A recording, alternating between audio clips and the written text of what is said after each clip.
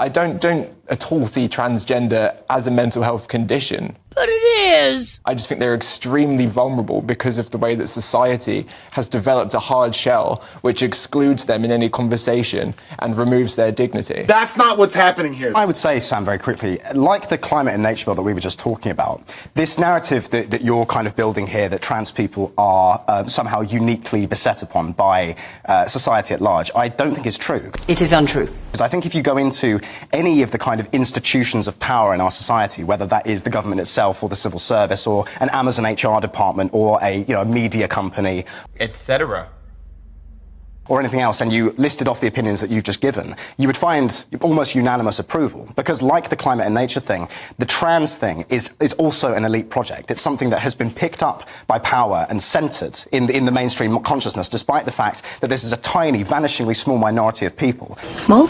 Very.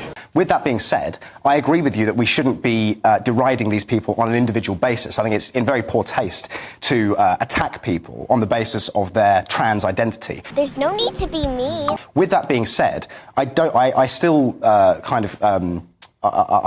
of say that it is an expression of mental illness, because what else can it be? If you are born a male and you are biologically a male, then you can't. It's physically and spiritually impossible to become a female, right? You are correct, sir! And so in the same way that you wouldn't tell a schizophrenic that there are men in dark suits following them around and that there are, bugs in their home and cameras in their walls and so on, you don't tell a male who believes he's a female that he is a female. That doesn't have that person's best interests at heart. You're not helpful. You're not helpful. What you're doing is you are buying into, supporting and enabling their delusion, which I think is why you see so much what you've just said about self-harm, suicide and so on. I don't think you help these people by supporting these things. Your negative attitude is not helping anyone. What I will say there, Charlie, is that I think that you can't on one hand say, come out against the derision of trans people and then continue to refer to them as being mentally ill. Oh, yes, he can. But that's not an insult. That's a statement of fact. Right. Facts are facts. We all know what is real and what isn't real.